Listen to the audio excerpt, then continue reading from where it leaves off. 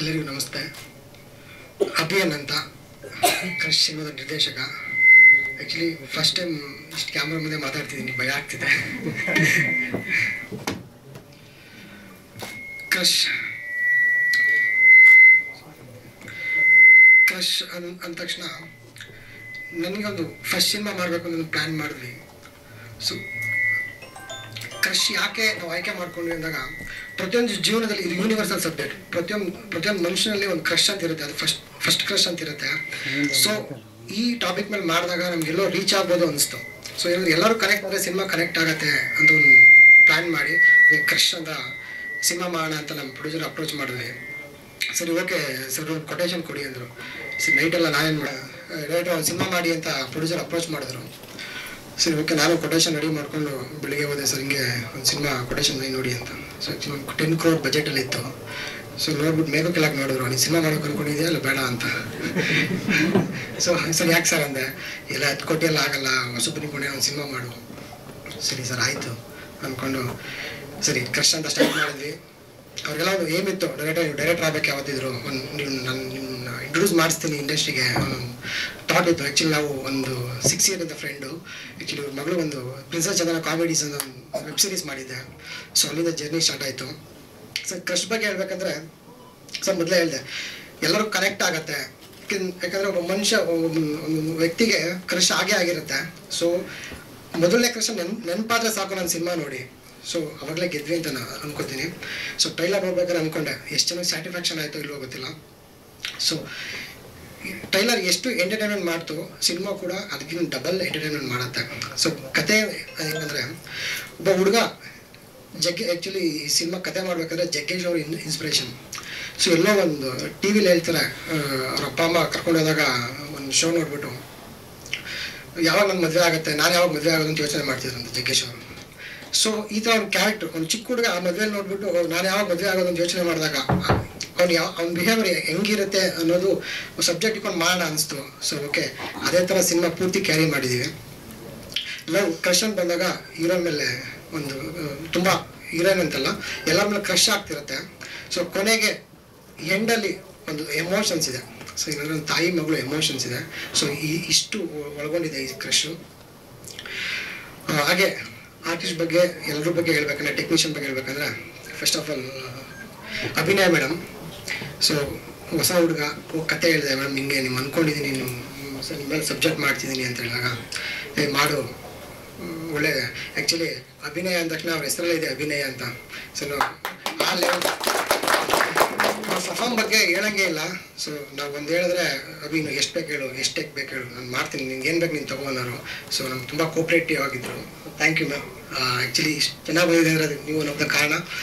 ಹಾಗೆ ಆರ್ಯ ಚೆನ್ನಾಗಿ actually promising hero. Actually ಫ್ಯೂಚರಲ್ಲಿ ಸ್ಟಾರ್ ಆಗ್ತಾರೆ ಅಂದರೆ ಒಂದು ಭರವಸೆ. ಓಕೆ, ಒಳ್ಳೆ ಆ್ಯಕ್ಟ್ರು, ಚೆನ್ನಾಗಿ ಮಾಡಿದ್ದಾರೆ. ನಮ್ಮ ಸಿನಿಮಾ ತುಂಬ ಡೆಡಿಕೇಟೆಡ್ ಮಾಡಿದ್ದಾರೆ. ಹೀರೋಯಿನ್ ಪ್ರತಿಭಾ ಅವರು. ಆ್ಯಕ್ಚುಲಿ ಎಲ್ಲರೂ ಟ್ರೈಲರ್ ನೋಡೋದು, ಸಿನಿಮಾ ನೋಡೋ ಹೊರಗಡೆ ಬಂದರೆ ಹೀರೋಯಿನ್ ಹೈಲೈಟ್ ಆಗ್ತಿರ್ತಾರೆ, ಹೀರೋಗಿಂತ. ಸೊ ಯಾಕಂದರೆ ಅಷ್ಟು ಬೋಲ್ಡಾಗಿ ಕ್ಯಾರೆಕ್ಟರ್ ಮಾಡಿದ್ದಾರೆ. ಸೊ ಎಲ್ಲೂ ನಿಮಗೆ ಬೋರ್ ಮಾಡಿಸಲ್ಲ ಸಿನಿಮಾ, ಅಷ್ಟು ಚೆನ್ನಾಗಿ ಮಾಡಿದೆ. Thank you ma'am. So Vasanth dialogue sir ಆರಂಭ ಆಗಿದ್ದು 2020 ಆರಂಭ ಆಯಿತು. ಓಕೆ, ಪ್ಯಾಂಡಮಿಕ್ ಕೊರೋನಾ ಬಂತು. ಸೊ ಓಕೆ, 1 year ನಿಲ್ಲಿಸಿದ್ವಿ, ಮತ್ತೆ ಶೂಟ್ ಮಾಡಿದ್ವಿ. ಆ್ಯಕ್ಚುಲಿ 1.5 year ಬ್ಯಾಕ್ ಕಂಪ್ಲೀಟ್ ಆಗಿದ್ದು. ಸೊ ಪ್ರಮೋಷನ್ ಆ್ಯಕ್ಟಿವಿಟೀಸಲ್ಲಿ ಸಾಂಗ್ ಬಿಟ್ಟಿದ್ವಿ.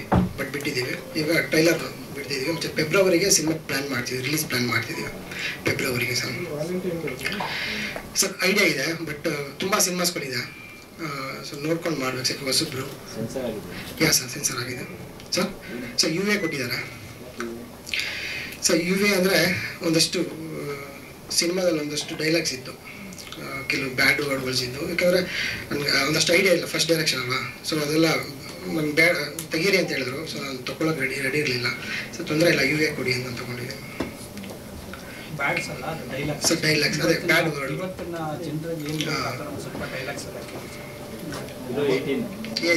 ಸರ್ ಸೊ ಓಕೆ, ತೊಂದರೆ ಇಲ್ಲ ಸರ್. ಯು ಎ ಬೇಕು. Yes sir. ಸೊ ಹಂಗಾಗಿ ಯು ಎ ತೊಗೊಂಡೆ. ಸೊ ಓವರಾಲ್ ಟೀಮ್ ಸಪೋರ್ಟಿವ್ ಇತ್ತು ಸರ್. 5 ಸಾಂಗ್ಸ್ ಇದೆ. 5 ಸಾಂಗ್ಸ್ ಇದೆ. ಒಂದು 8 ಮಂಜು ಅಂತ ಒಂದು ಕೊರಿಯೋಗ್ರಾಫ್ ಮಾಡಿದ್ದಾರೆ. 4 ಸಾಂಗು ಆ್ಯಕ್ಚುಲಿ 1-2 ಸಾಂಗ್ ನಾನೇ ಕೊರಿಯೋಗ್ರಾಫಿ ಅಂದರೆ ಮಾಂಟೇಜ್ ನಾನೇ ಕೊರಿಯೋಗ್ರಫಿ ಮಾಡಿದ್ದೀನಿ. ಕೆಲವು ಸಣ್ಣ ಡ್ಯಾನ್ಸ್ಗಳು ನಾನೇ ಕೊರಿಯೋಗ್ರಫಿ ಮಾಡಿದ್ದೀನಿ.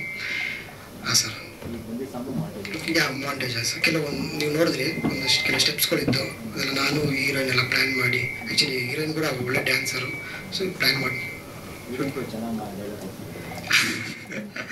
ಯಾಕೆ ಸರ್ ಟ್ರೈಲರ್ ನೋಡೋಕೆ ಅನ್ಸುತ್ತಲ್ಲ ಸರ್.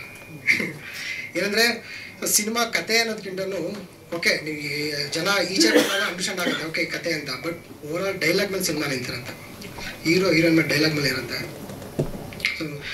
ಸೊ ಜನಕ್ಕೆ ಹೊಸದು ಅನ್ನೋದಕ್ಕಿಂತಲೂ ಇಷ್ಟು ಸಿನಿಮಾ ನೋಡಿದ್ದೀವಿ ಸರ್ ಇಂಡಸ್ಟ್ರಿನಲ್ಲಿ, ಬರ್ತಾನೆ ಇರುತ್ತೆ ಸಿನಿಮಾಸ್ಗಳು. ಸೊ ಇದು ಬಿಟ್ಟು ಬೇರೆ ಏನು ಕೊಡಬೇಕು ಅನ್ನೋದೊಂದು ಯಾವಾಗಲೂ ಯೋಚನೆ ಕಾಡ್ತಿದ್ದು ನಮ್ಮ ಟೀಮಲ್ಲಿ. ಸೊ ನಮ್ಗೆ ಸ್ಪೆಷಲ್ ಸಿನಿಮಾ ಇವಾಗ ನೀವು ನೋಡಿ ಯಾವುದೂ ಸಿಮಿಲರ್ ಅಂತ ಅನಿಸಿಲ್ಲ, ನಮ್ಗೆ ಗೊತ್ತಿಲ್ಲ ಆ್ಯಕ್ಚುಲಿ. ನಾವು ಅಂದ್ಕೊಂಡಿದ್ದೀವಿ ಆ್ಯಕ್ಚುಲಿ ಯಾವುದೂ ಸಿಮಿಲರ್ ಇಲ್ಲ, ಡೈಲಾಗ್ ಓರಿಯೆಂಟೆಡ್ ಸಿನಿಮಾ ಅಂತ ಹೇಳ್ಬೋದು ಸರ್. ಸರ್ 2 ಅವರ್ ಇದೆ ಸರ್. ಮೊದಲು ಲೋಹಿತ್ ಅವ್ರ ಹತ್ರ ವರ್ಕ್ ಮಾಡಿದ್ವಿ, ಮಮ್ಮಿ ಡೈರೆಕ್ಟ್ರು. ಸೆಕೆಂಡ್ ಮಮ್ಮಿ ಲೋಹಿತ್ ಅವರು, ಮತ್ತು ಪ್ರದೀಪ್ ರಾಜ್ ಕಿರಾತಕ ಡೈರೆಕ್ಟ್ರು ಪ್ರದೀಪ್ ರಾಜ್ ಹತ್ರ ವರ್ಕ್ ಮಾಡಿದ್ವಿ. ಇನ್ನು ಹೊಸ ಡೈರೆಕ್ಟರ್ಗಳ ಹತ್ರ ವರ್ಕ್ ಮಾಡಿದ್ದೀನಿ. ಇದು ಒಂದು ಮೊದಲೇ ಡೆಬ್ಯೂ ಸಿನಿಮಾ ಸರ್.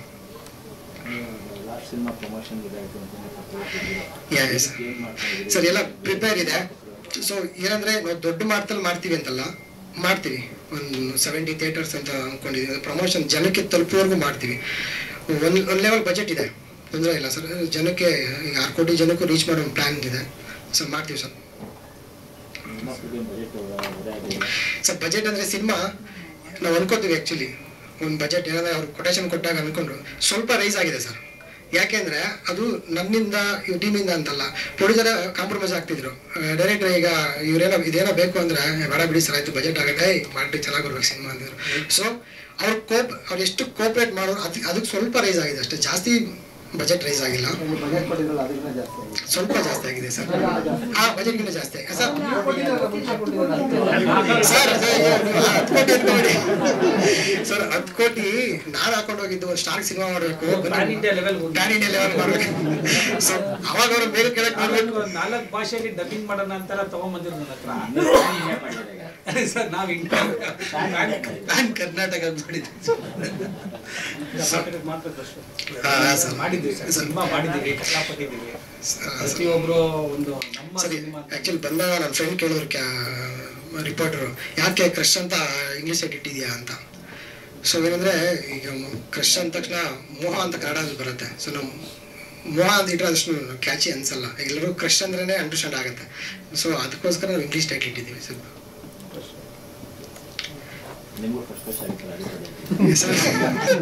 ಸೊ ಇಲ್ಲ ಜೀವನ ಎಲ್ಲರಿಗೂ ಹಾಗೆ ಆಗಿರುತ್ತೆ, ನನಗೂ ಆಗಿದೆ, ಅದು ಒಪ್ಕೋತೀನಿ. ನಮ್ಮ ಹೀರೋಗಂತೂ ದಿನನಿತ್ಯ ಕ್ರಶಸ್